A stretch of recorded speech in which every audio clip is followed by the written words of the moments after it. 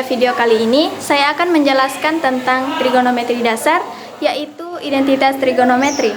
Yang perlu teman-teman ketahui, yang akan saya bahas pada video kali ini hanya 3 identitas dasar, yaitu identitas kebalikan, identitas perbandingan, dan identitas Pitagoras. Karena sebenarnya selain dari 3 identitas ini, masih ada identitas lainnya. Oke, kita akan bahas identitas yang pertama, yaitu identitas kebalikan. Pastinya teman-teman sudah tahu 6 nilai trigonometri atau 6 perbandingan trigonometri, yaitu sin, cos, tan, kosekan, sekan, dan kotan. Nah, nilai trigonometri yang sebelah kiri kita nyatakan sebagai kebalikan nilai trigonometri yang sebelah kanan. Begitupun sebaliknya. Karena sin adalah kebalikan dari kosekan, maka sin kita nyatakan sebagai 1 per kosekan alfa.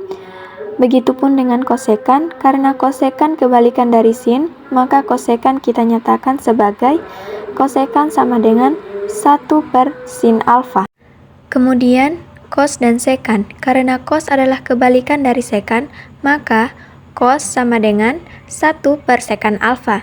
Begitupun dengan sekan, karena sekan adalah kebalikan dari cos, maka sekan alfa sama dengan 1 per cos alfa. Selanjutnya, tan dan kotan. Karena tan adalah kebalikan dari kotan, maka tan alfa sama dengan 1 per kotan alfa. Begitupun dengan kotan, karena kotan adalah kebalikan dari tan, maka kotan alfa sama dengan 1 per tan alfa. Sekarang kita lanjut identitas yang kedua, yaitu identitas perbandingan. Ada beberapa nilai trigonometri yang bisa kita nyatakan sebagai perbandingan trigonometri lainnya. Yang pertama yaitu tan. Tan ini adalah tan alfa.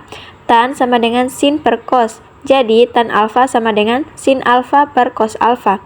Yang kedua yaitu kotangen atau kot alfa. Kotangen adalah kebalikan dari tan. Maka yang ini kita balik saja posisinya. Jadi kotangen alfa sama dengan cos alfa per sin alfa. Jadi inilah identitas perbandingan. Oke, sekarang kita bahas identitas yang terakhir, yaitu identitas Pitagoras.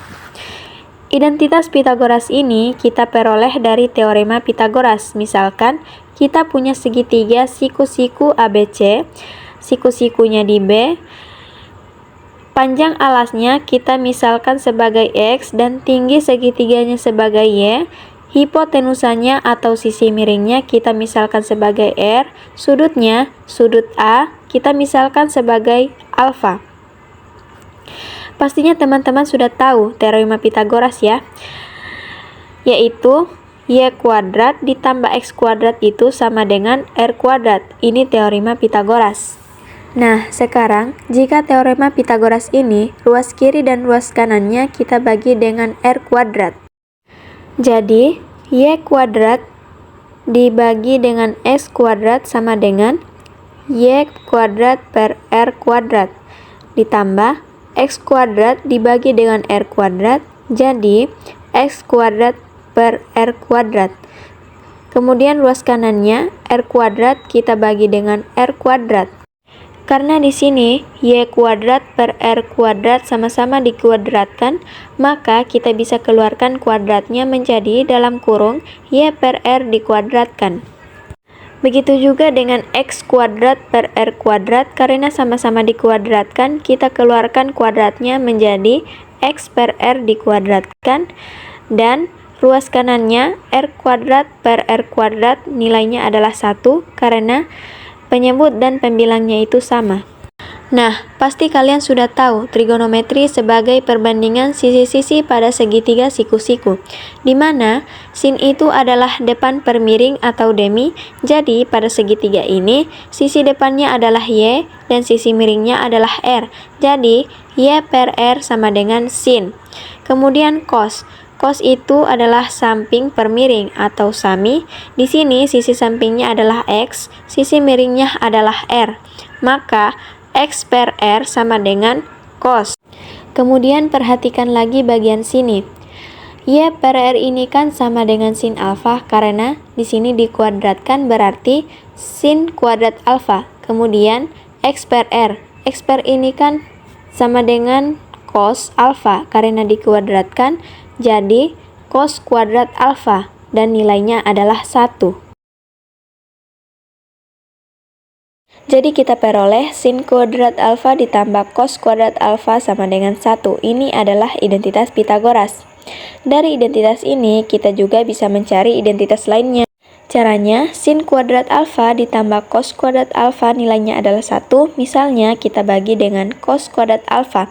Maka, sin kuadrat alfa kita bagi dengan cos kuadrat alfa, jadi sin kuadrat alfa per cos kuadrat alfa. Ditambah cos kuadrat alfa dibagi dengan cos kuadrat alfa, jadi cos kuadrat alfa per cos kuadrat alfa. Sama dengan ruas kanannya adalah 1, kita bagi dengan cos kuadrat alfa, kita peroleh 1 per cos kuadrat alfa. Di sini, sin kuadrat alfa per cos kuadrat alfa, lihat identitas perbandingan. Sin cos ini kan nilainya tan, jadi sin kuadrat alfa dibagi cos kuadrat alfa sama dengan tan kuadrat alfa. Kemudian ditambah di sini cos kuadrat alfa dibagi cos kuadrat alfa, karena pembilang dan penyebutnya sama, jadi nilainya adalah 1.